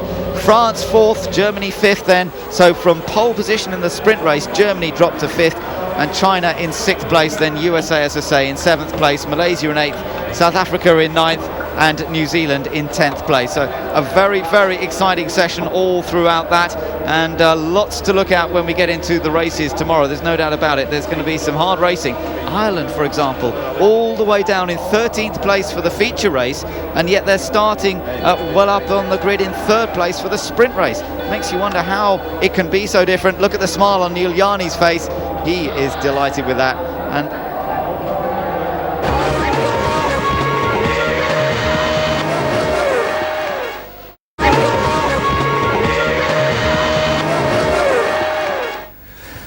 welcome back to Zhuhai, and qualifying is done and dusted now. The action is over, and the sprint race grid determined by sessions 1 and 2 looks like this. Michael Ammermuller then takes the place, 1:23.203 his time. Neil Yarney leaping up onto that front row, just bumping the Irish team Adam Carroll back to 3rd place along with the Frankie Cheng. Very impressive, the Chinese driver there. Oliver Jarvis bringing something out of the bag there into 5th place. Thomas Enger in 6th. Loic Deval and Jerome Briekemolen, Narain Karthikeyan, Robert Wickens, Jonathan Somerton and Sergio Jimenez round out the top 12. Well, sessions 3 and 4 decided how they'll line up for the feature race. Here's confirmation of that. Neil Yarney then going one better and grabbing pole position. Oliver Jarvis, what a drive. Comes in behind him on track. We'll see a little bit about that in a moment. Narain Karthikeyan getting a great 3rd place for Indonesia as well. Loic Deval there in 4th place. That's your front 2 rows. Michael Ammermuller not managing anything great for the feature race qualifying, but just watch what he's capable of during the race, I'm sure. Kong Fu Yang there. Frankie Cheng is in 6th place. Jonathan Somerton and Alex Young 7th and 8th. Adrian Zaug and Johnny Reid getting a good time in, but still only in 10th place. Robert Wickens and Xiao Urbano are in 11th and 12th places. Well, that's how it all looks, and what a frantic feature race situation, and timing, it would seem, was what it's all about, getting out onto that track at the right time. Well, it's about the time management, and I think because the track was rubbering in lap after lap, they were all deciding to wait. The dilemma was, shall I wait for a clear track and get a nice consistent lap together, or shall I risk going out in traffic in the last few minutes of the qualifying sessions? It was all a little bit lively out there, wasn't it? I mean, I think Pakistan were the first to actually give us the graphic details of that, all over the curbs. And beyond, Adam Khan. But Andy Miller is working with him. Andy Miller used to work for Dave Price Racing. He used to work for Jaguar Formula 1. A great engineer. I think he's wringing the best out of this car, and this young man, Adam Khan, is certainly very brave. Very accomplished driver he was in National Formula 3. He was only 23. Adam Carroll put in a good first session there as well, didn't he? He looked like he was going to manage something a little bit special in that sprint. Well, he ended up 3rd fastest, and he'd been quickest in the first session here during the weekend, but I think they couldn't get their tyres to work properly on the new tyres in the feature race session. Bit of a shame he dropped back there. Local man Frankie Cheng trying very hard indeed, as we saw from some of the performances out there. Yeah, well, Frankie, again, one of my favourites. He's certainly a very hot property, Keith, in terms of Chinese drivers. We could see him ending up as a Grand Prix driver and perhaps going all the way through, especially with Ferrari's link next year. They'll be very keen to see, you know, the first Chinese Grand Prix driver, and he's about to show what he can do in the races. Second session, Ammermuller stamped his authority on it, grabbed pole. Yeah, I've got an issue with Ammermuller from the last race in Sepang. He didn't just commit an indiscretion once, he did it 3 times, and he was actually chucked out of the feature race at the end. He is bespectacled and everything, a bit short-sighted occasionally, so what's he going to do tomorrow? Yeah, what is he going to do tomorrow? Well, we'll have plenty to talk about there, but Oliver Jarvis turning the weekend round, I believe. Session 3 looking very good indeed. Yeah, it came from nowhere, and I think they've just tweaked that car in between the two sessions. I think they've managed their tyres very well indeed. So you've got a 5th place, and then he's got a front row of the grid for the feature as well. So he's well positioned. Session 4, Narain Karthikeyan hanging on for India in that provisional pole position. I mean, it was a great drive from him. I'm really pleased for Narain Karthikeyan. I mean, he spent 2 years as a test driver for Williams. Prior to that, he was a Grand Prix driver with the Jordan team. He's committed to A1GP in India. That was a great run for him, and that's their best ever grid position, 3rd. And they were about to start from the front row until they were mugged. And they were mugged, but it was in unison, wasn't it? Because Neil Yarni of Switzerland and, of course, Oliver Jarvis as well of Great Britain were right under the wire at the last minute in this session. But they're riding the crest of the wave, Switzerland, after the double hammer blow of them winning in Sepang and taking the pole positions. And Yarni had taken pole position 2 years ago in Sepang as well. Here he is with a 2nd place and a 1st place. They are really going, I hate to say it, but they are looking like the clockwork cuckoo clock, aren't they? Are you working out where your money's going for tomorrow yet? Well, I think we're going to have the usual suspects up front, but I really am slightly worried about Amamullah because he's a little bit wild and he's got to just calm down. So he needs to put it together and put it up on the podium. Indeed. Well, coming up after the break, we'll be hearing from one of the true legends of motor racing when Emerson Fittipaldi tells us how much he's looking forward to testing the new Ferrari A1GP car next year. I'm looking for testing the car. I think it'll be. I never test the A1 car. I'm sure it'll be a very sexy looking car. We'll have over 650 horsepower. I would say it'll be a beast. It'll be a car that will separate the men from the boys.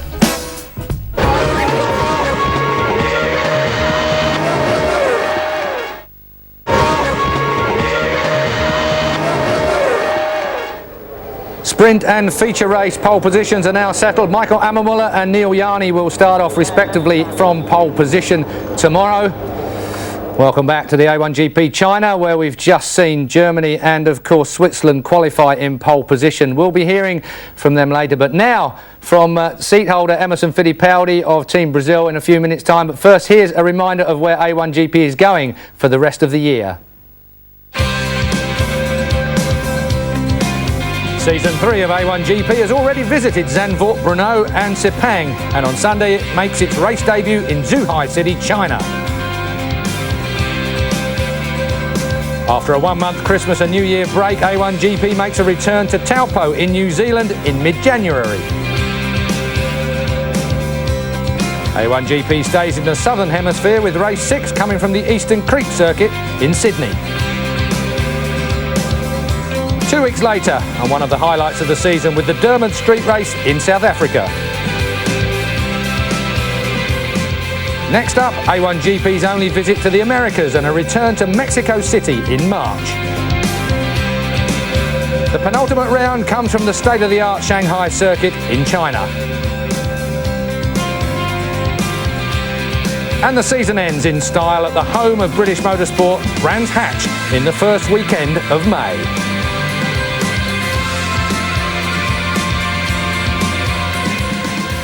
In a moment, it'll be your chance to win prizes in our Team GBR competition. But first, congratulations to Miss Jed Hartshorn from Oldham, who's the winner from the Sepang weekend. If you'd like to join her and win this selection of Team GBR goodies, including signed T-shirts, programmes, caps and photos, all you have to do is listen carefully to Team GBR's Oliver Jarvis, who has this week's question. I am no longer eligible to take part in the rookie session because I have competed in more than 4, 6 or 10 races. So just to confirm Oliver's question, I'm no longer eligible to take part in the rookie sessions because I have competed in more than A, 4 races, B, 6 races or C, 10 races. To enter, just send us an email at a1gp@skysports.com or go online at skysports.com/A1GP. Please include your postal address and contact number. We'll announce the winner in our next show from New Zealand, but the correct answer and winner's name will appear on the website from January the 3rd. And don't forget, all winners throughout the season will automatically be entered into a draw to win a fantastic weekend's hospitality as guests of Team GBR at Brands Hatch next May. Now for our exclusive interview with Emerson Fittipaldi, here's Georgie Thompson with more. A new partnership has formed in the world of motorsport with A1GP and Ferrari joining forces to create a new A1GP car for next season. Brazilian seat holder and double Formula One champion Emerson Fittipaldi has never driven a Ferrari racing car until now, and he's excited at being the first to give it a spin. The new A1 Ferrari car would be what we call a dream Formula One car, because we don't have any electronic control. It will be all mechanical control. It will be like used to be the Formula One cars, Grand Prix cars on the 70s. Wider tire, wider track, a lot of grip from the mechanical part of the car, less aerodynamic.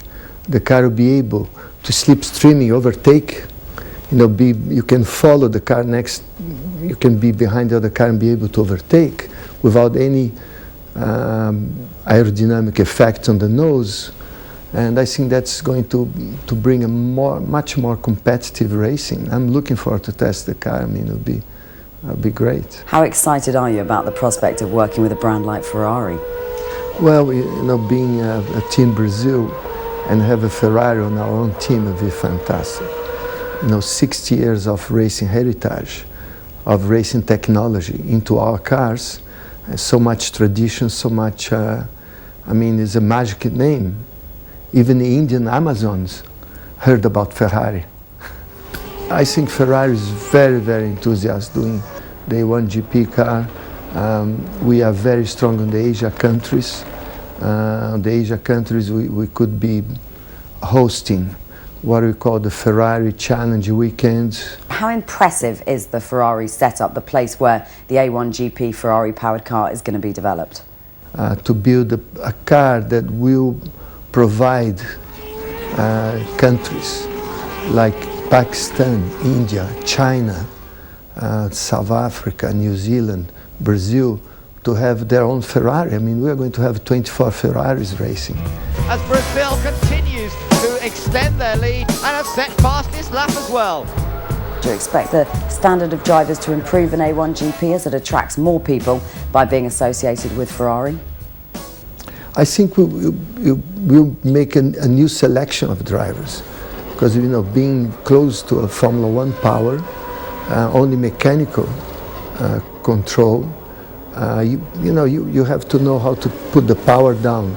You have to know how to not to lock wheels and the braking, just feeling as a driver like used to be the driver. And I think we'll make a much more selection of drivers. I mean, who is going to be able to win A1GP will be a very special driver. Has your vision for where you see A1GP's future lying changed since the emergence of the Ferrari deal? I think just the image, the PR,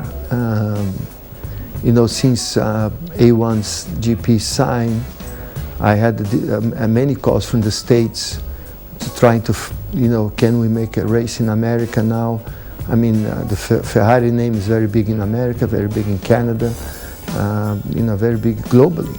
And the people call me now. Can we do a race? We're looking forward to have a Grand Prix with A1 Ferrari cars. I mean, it'll be incredible. If Emerson Fittipaldi is excited about it, you can bet it's going to be good. Yeah. He's a fantastic guy, but the prospect of Ferrari joining us for next year, fantastic. Well, it's an iconic brand. It's a legendary name. It's known throughout the world. I think that's a fantastic elevation for the series, to be powered by Ferrari, to have Rory Byrne, the man who's designed all these successful Ferraris, overseeing the design of the new chassis. Obviously, I'd prefer it if it was the Lola chassis, because it's been strong and so on. But we'll have to see what happens on that. It certainly means that the series is up there and it's a pathway to Formula One. You look what's happened with Hülkenberg now. He's just signed to be a test driver next year for Williams. You can see a clear path emerging here, and you can see that the quality of the series, not just the racing, but the people clamouring to get A1 Grand Prix to come to their country as well, with Ferrari behind it, and that badge says everything. And then for a twice world champion, a legend of Indianapolis, to get so excited, and he never was a Ferrari driver, so he's getting his chance to drive a Ferrari, and at 60 years of age he's excited, so you can get excited too, Keith. You're so kind, TJ. I won't take you to task on that one.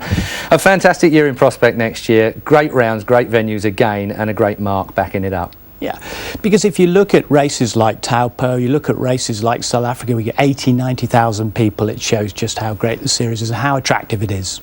Indeed. Well, we expect 50,000 tomorrow, of course, for this round. But before we go, here's a reminder of what's coming up for all you motorsports fans here on Sky Sports tomorrow. We're back at 6 a.m. on Sky Sports 1 for all the action from race day in Zhuhai, with a recording of the sprint race followed by live and uninterrupted coverage of the feature race. And then from 1:30 p.m. on Sky Sports 2, don't miss the Race of Champions, coming to you live from Wembley Stadium and featuring a host of stars, including Michael Schumacher, Jenson Button, David Coulthard and Andy Priaulx. So a fantastic weekend of motorsport here on Sky Sports. Of course, Tony and myself will see you in the morning. We look forward to a great day of racing from Zhuhai in China. Do come back and see us tomorrow morning. Bye for now.